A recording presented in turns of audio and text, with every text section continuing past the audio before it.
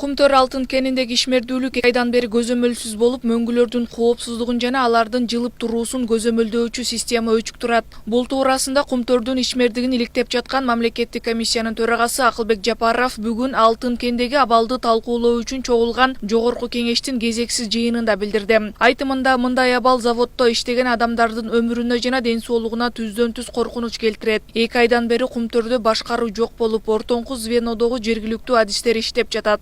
Жапаровдун айтымында негизги адистер чыгып кетишкен. Санкциясыз өчүрүүнү биздин текшерүү органдары карап, калыбына келтирүү аракети көрүлүүдө. Ошондой эле алтын кени иштетилгенден бери Центера Голд компаниясы 11,5 миллиард доллардан ашык пайда тапса, Кыргызстан 1,5 миллиард доллар гана пайда көрүлгөнү белгилүү болду. 92-жылдан 20-жылга чейин Кыргызстан чет жактан кредит, грант болуп бардыгы 11 миллиард 420 миллион АКШ долларын алган. Ошол эле мезгилдин ичинде Кумтөрдөн түшкөн дүн кирешенин көлөмү Кыргызстандан чыгып кеткен. 11 миллиард 338 миллион АКШ долларын түзгөн. Кумтөрдүн азырдагы чоң потенциалы, чоң келечеги бар.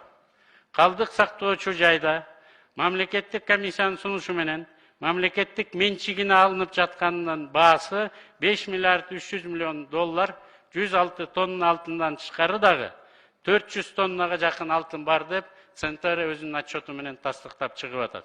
Ушундай элдик байлыктын таланып тонолонуп жатканын көрүп туруп, өлкөнүн президенти, парламенти, депутаттар билмексен, байкамаксан болуп отура алат беле. Андай кылууга, антип кош көңүлдү кайдыгерлик кылууга биздин моралдык укук жок эле.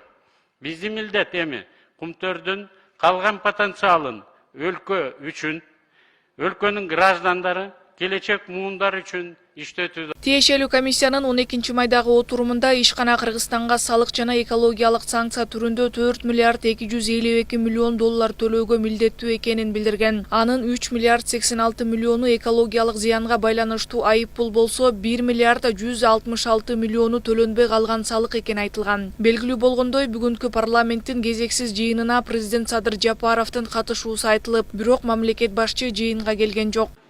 Жогорку кеңеш кезексиз отурумун баштайт. Жалпы каттоодон 91 депутат өттү, кворум бар, жумушту баштасак болот.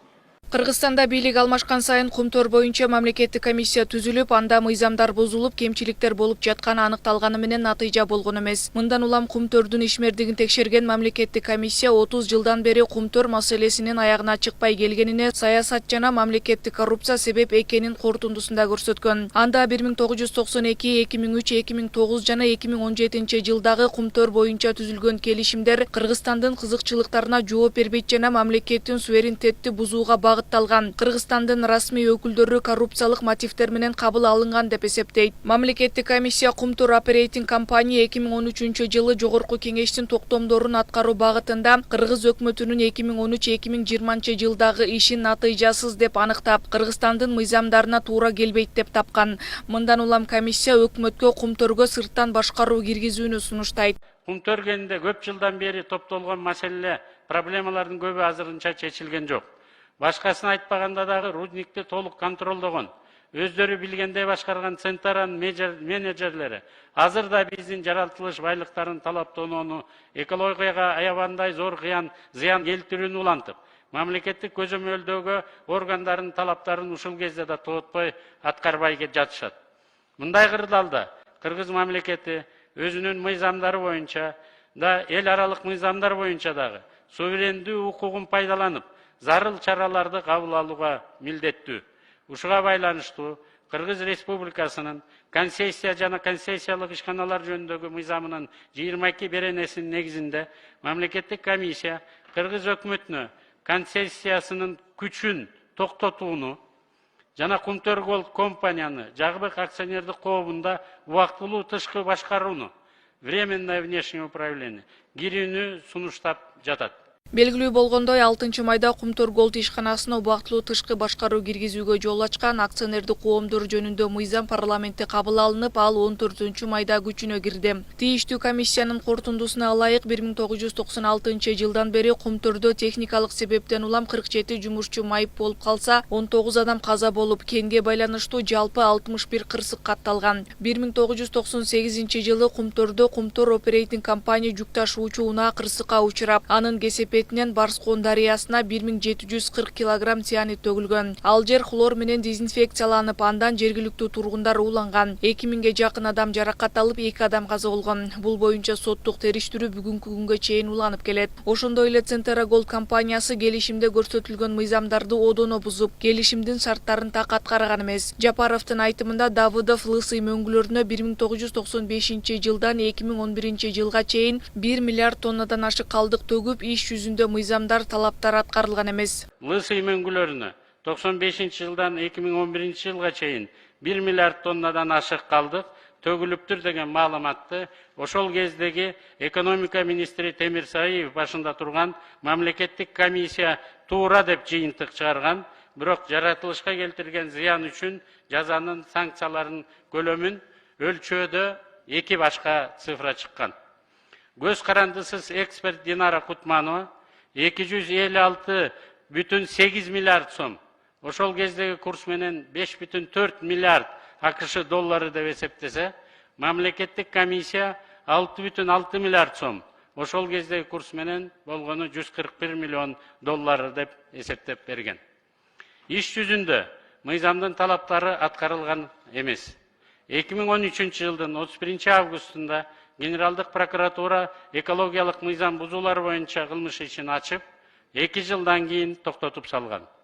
256 миллиард сомго макул болбой, айыпты дээрлик 250 миллиард сомго азайтып, 6,6 миллиардка түшүргөн чиновниктердин жоопко тартуу боюнча дагы, 6,6 миллиард сомду өндүрүү боюнча дагы бир да чара көрүлгөн эмес. Өлкөнүн тарыхында Кумтөрдү Кыргызстандын пайдасына чечүүгө мүмкүнчүлүк болгону менен мамлекетти башкарган 4 президенттин да ага эрки жеткен эмес. Мындан улам Кыргызстандын туңгуч президенти Аскар Акаевдин тушунда 156 тонна, Курманбек Бакиевдин учурунда 68 тоннадан ашык, Алмазбек Атамбаевдин убагында 132ден ашуун тонна, Сооронбай Жээнбековдун башкаруу учурунда 53 тоннага жакын алтын сыртка ташылып кеткен. Кумтөрдө өзүбүздүн карамагыбызга толук алаарга Кыргызстандын бир нече жолу мүмкүнчүлүгү болгон.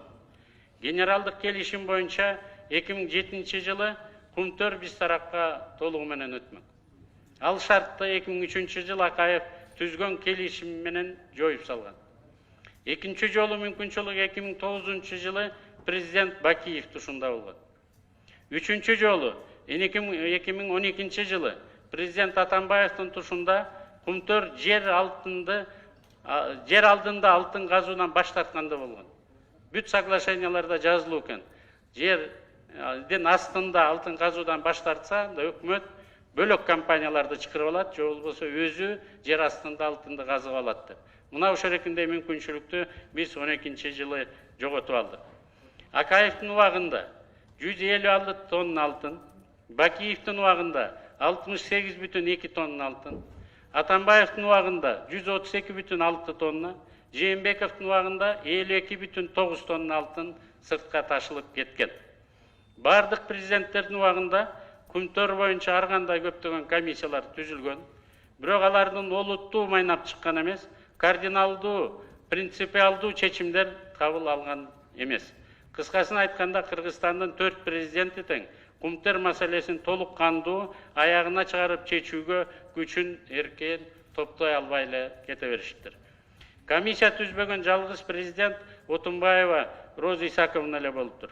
Бирок Роза Исаковна деле убактылуу өкмөттүн бир декретинен аябай туруп, бир декрет менен Кумтөрдү улутташтырып салса. Мындан сырткары Жапаров тиешелүү комиссиянын мөөнөтүн ноябрга чейин узартып берүүнү өтүнүп, буга бүтпөй калган иштер бар экенин кошумчалады. Жыйындын жүрүшүндө Кыргызстандагы Кумтөр алтын кенин иштеткен канадалык Центера компаниясынын директорлор кеңешине Кыргызстандан мүчө Теңиз Бөлтүрүк кендин айланасындагы соңку окуяларга байланыштуу кызматын тапшырганы белгилүү болду. Анткени менен Кумтөр алтын кениндеги ишкердикти текшерген мамлекеттик комиссиянын мүчөсү, Жогорку кеңештин депутаты Рыскелдин Момбеков мамлекеттик комиссиянын корутундусуна макул эместигин айтып, кумтөрдү улутташтырууну сунуштады. Момбековдун айтымында корутундуда далилденбеген учурлар бар. Анда октябрь окуясынан кийин келген бийлик акталып, ага чейинки бийлик күнөөлүү катары көрсөтүлгөн. Акылбек Жапаров Кыргызстан эгемендүүлүк алгандан бери ар бир бийликтин тушунда болгондуктан, эгерде жоопко тартуу маселеси көтөрүлсө, Жапаровдун күнөөсү андан да жогору экенин белгиледи. Элди убада кылбай улутташтырып салайык.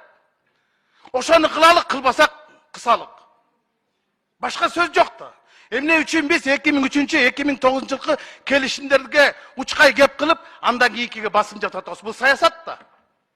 Бул саясат да, чылгый саясат. Бирок 2003, 2009, 2007 жылда комиссия болгон. 2007 жылы Атамбаев өкмөт башчы болуп турган кезде Акылбек Үсөнбекович комиссияны жетектеген.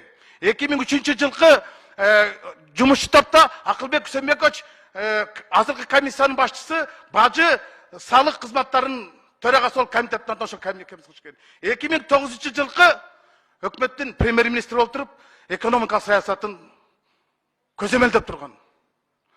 Анан бардыгы чыккынчы болуп бул киши кургак чыкканда бул кандай болуп калат? Тарых бизди кечирбей калат го дейм. Алардын күнөөсү канчалык болсо бул кишиники да ошончолук болмок да. Эмне үчүн Акылбек Үсөнбекович ошол кезде Акаевдин бетине мендей болушун айтып чыккан жок? Эмне үчүн Бакиевке ошентип айтып чыккан жок ошол кезинде? Эмне үчүн Атамбаев айтып чыккан жок? Сиз чыккынчысыз мындай кылып атасыз деп. Эмне үчүн Жээнбеков айтып чыккан жок кече? Эмне үчүн айтып чыккан жок? Мына мен азыр айтып чыгып атам. Өзүмдүн каршы пикиримди айтып чыгып атам. Оюн кылбаш керек да.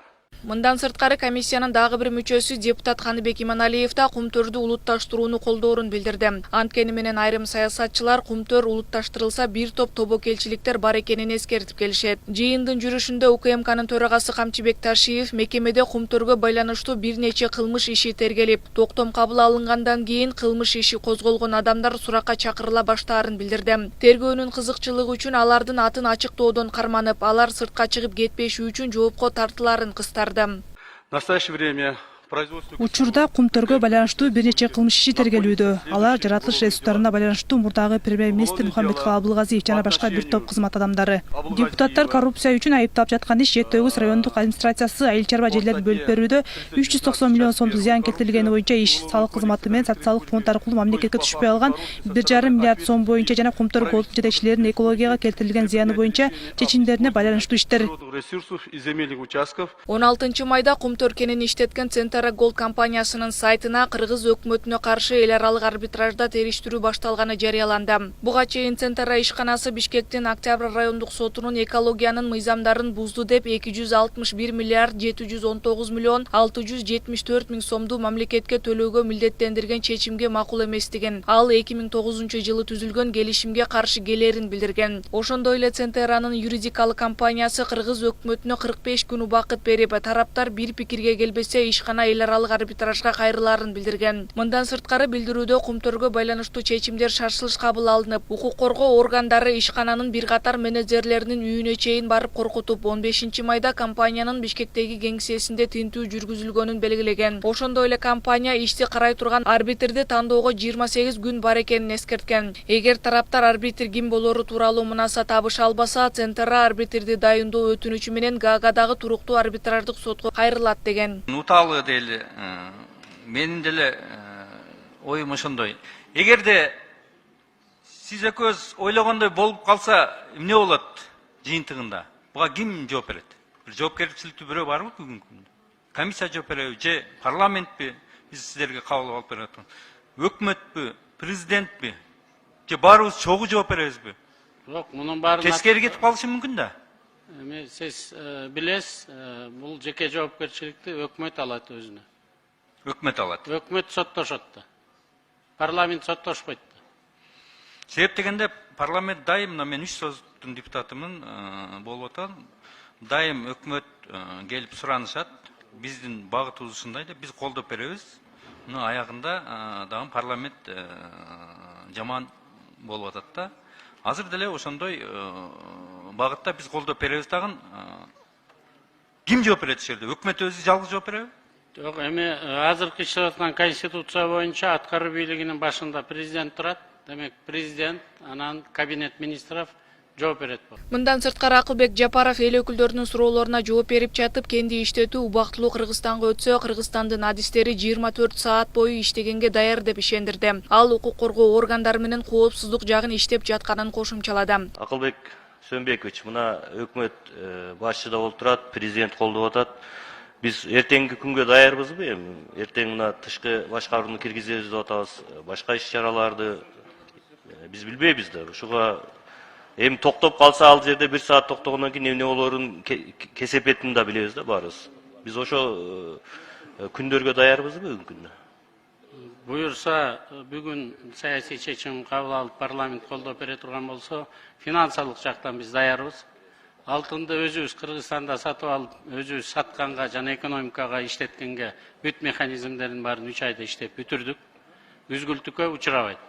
Биз рудникти 24 саат иштеткенге даярбыз. 25 миллион долларга финансы министрлиги револьверный кредит бергенге даяр.